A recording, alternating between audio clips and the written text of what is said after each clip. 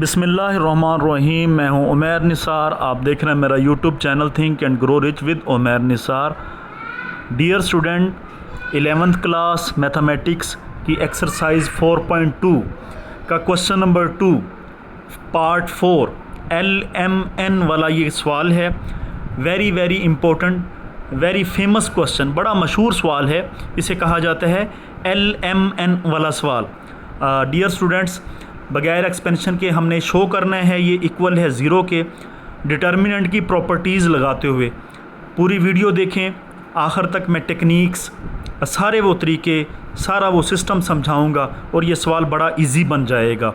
आखिर में आपसे यही प्लेज करूंगा कि अगर मेरी वीडियो से आपको फ़ायदा हो रहा है, आपको बेनिफिट मिल रहा है, तो लाइक करना, सब्सक्राइब करना, शेयर करना ना भूलिएगा। Thank you very much. देखते रहें think and grow rich. Students, exercise 4.2 without expansion show that. Part number 4 हमने साबित करना है कि ये जो लेफ्ट हैंड साइड है, ये वाला जो डिटर्मिनेंट है, ये इज इक्वल टू जीरो है, यानी राइट हैंड साइड पे जीरो लिखा हुआ है। This is right hand side, this is left side, यानी हमने साबित करना है left hand side is equal to right hand side. यानी बगैर एक्सपेंड किए, आपने इसे एक्सपेंशन नहीं करनी, लिहाजा साबित करते हैं। तरीक़ाकार क्या होगा, हम लेफ्ट हैंड साइड ले लेंगे, उसे हल करेंगे, तब तक हल करेंगे, यानी ये वाली साइड जो है वो ले लेंगे, लेफ्ट हैंड साइड हल करेंगे, तब तक हल करेंगे जब तक राइट हैंड साइड यानी ये वाली साइड आ ना जाए। आइए हल करते हैं जी। लेफ्ट हैंड साइड हमने ले ली है, अब हमने एक्सपेंड नहीं करना, एक्सपेंड किए बगैर इसे साबित करना है कि ज़ीरो के बराबर है। डियर स्टूडेंट्स, थोड़ा सा गौर व फिक्र करें।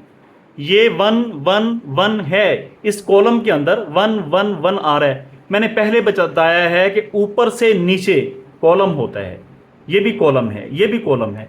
आपकी सहूलत के लिए, just for the sake of facility of you, मैं यहाँ पे बता देता हूँ कि this is column number 1, this is column number 2 and this is column number 3। ये कॉलम नंबर 3 है, सिर्फ आपकी सहूलत के लिए ऊपर से नीचे कॉलम होते हैं। अच्छा, कॉलम नंबर 3 पे थोड़ा गौर तो करें कितना आ रहा है। अच्छा, ये क्वेश्चन है बहुत अहम क्योंकि LMN की शक्ल में है। C3 कितना आ रहा है, 1 1 1। थोड़ा सा गौर करें कि अगर यहां पे L आ जाए, L की कमी, क्योंकि तीन ही चीजें हैं LMN। इस पूरे को गौर व फिक्र से देखें, LMN तीन ही वेरिएबल है। अगर यहां पे L आ जाए जो कि यहां पे मौजूद है, ये हो जाएगा L plus M plus N। यहां पे M आ जाए दूसरे के अंदर जो कि यहां पे मौजूद है, ये भी L plus M plus N हो जाएगा। और यहां पे किसकी कमी है, N की, ये N यहां पे मौजूद है। अगर यहां पे प्लस N आ जाए, ये भी L plus M plus N हो जाएगा, ये भी L plus M plus N हो जाएगा, ये भी L plus M plus N हो जाएगा। तो उसे हम कॉमन ले लेंगे और यहां पे 1 1 1 आ जाएगा और हम कहेंगे C2 और C3 सेम है, आंसर 0 आ जाएगा। जिस बच्चे को ये बात नहीं समझ आई, कोई मसला नहीं है, प्रॉब्लम वाली बात नहीं है। आप सिंपल C1 जमा C2 कर दें, C1 प्लस C2 कर दें, C2 प्लस C1। पहला कौन सा यहां पे C2 है। अच्छा, ये मिटा दें, C2 ये है, C1 ये है, यानी C2 के अंदर, यानी इस चीज के अंदर आपने क्या जमा करना है, C1। C1 कौन सा है, ये वाला। तो फर्क किस पे पड़ेगा, चेंज कहां पे आएगा। पहले नंबर पे क्या लिखा हुआ है, C2, ये है जो पहले नंबर पे लिखा हुआ है C2 यानी कॉलम 2, वो कौन सा है, वो ये वाला है, ये। इस पे चेंज आएगा, इस पे फर्क पड़ेगा, यानी इस पे। पहले नंबर पे C2 है, C2 पे फर्क पड़ेगा। बाकी ये वाली चीज और ये वाली चीज, ये वैसे ही निचले वाले डिटर्मिनेंट के अंदर लिख दी जाएंगी। तो यहां पे आप लिख सकते हैं C2 प्लस C1 करने के बाद C2 डैश, यानी कि जो दूसरा कॉलम है वो नया बन जाएगा, उस पर फर्क पड़ेगा। बाकी ये और ये एज इट इज नीचे आ जाएंगे जी। आप चेक कर सकते हैं, पहला C2 है, यहां पे फर्क पड़ेगा, इस जगह पे आपका जो है वो चेंज आएगा। C2 के अंदर C1 ऐड करके C2 डैश, यानी कॉलम नंबर 2 जो है, डैश का मतलब है यही नया बनेगा, बाकी ये वाली चीज़ वैसे ही, ये वाली चीज़ वैसे ही। आइए C2 प्लस C1 करते हैं, यानी कॉलम 2 के अंदर कॉलम 1 यानी ये 2 के अंदर पहले वाली एंट्री ऐड करते हैं तो कितना हो जाएगा, यहां पे L plus M plus N, M जमा N है, L ऐड होगा, L plus M plus N।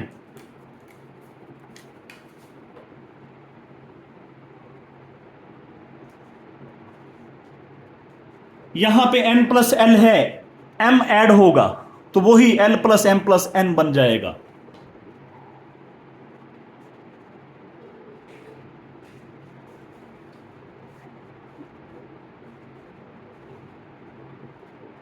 यही बात मैं समझाते समझाते थक गया कि यहां पे आपका चेंज आएगा, यहां पे ये था, इधर आगे ये बन गया, बाकी ये वैसे ही रहेंगे।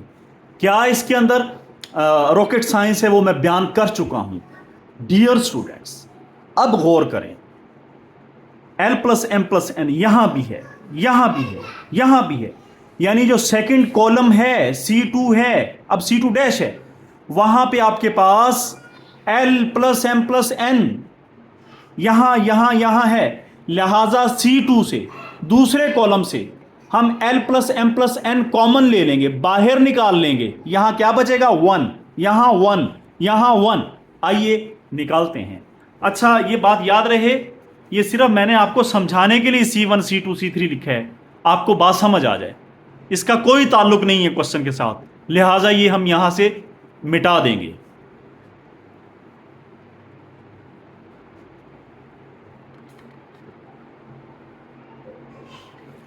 Next L plus M plus N हम कॉमन लेने जा रहे हैं।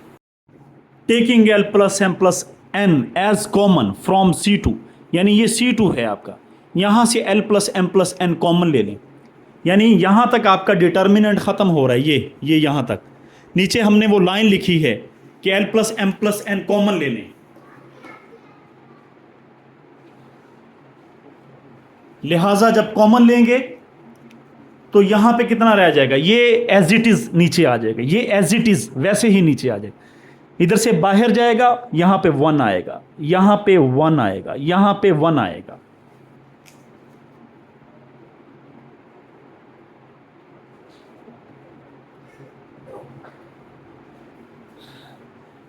ये कॉलम नंबर 2 है, ये कॉलम नंबर 3 है। कॉलम नंबर 2 पे गौर करें, 1 1 1। कॉलम नंबर 3 पे गौर करें, 1 1 1। कॉलम नंबर 2 और कॉलम नंबर 3 बिल्कुल एक जैसे हैं, सेम हैं, लिहाजा इसका आंसर क्या आएगा इस डिटर्मिनेंट का, जब 2 कॉलम या फिर 2 रोज बराबर आ जाएं, आपका आंसर 0 आएगा डिटर्मिनेंट का। तो इसका आंसर क्या आएगा डिटर्मिनेंट का, 0। Why C2 and C3 are equal.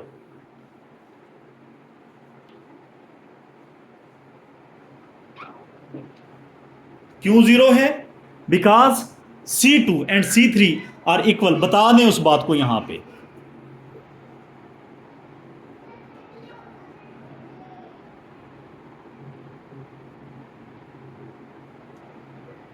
क्योंकि C2 और C3 0 है, 0 आ गया। यही आपकी राइट हैंड साइड है, लेफ्ट ली थी, आ कौन सी साइड गई है, राइट हैंड साइड आ चुकी है। 0 कौन सी साइड है, राइट हैंड साइड।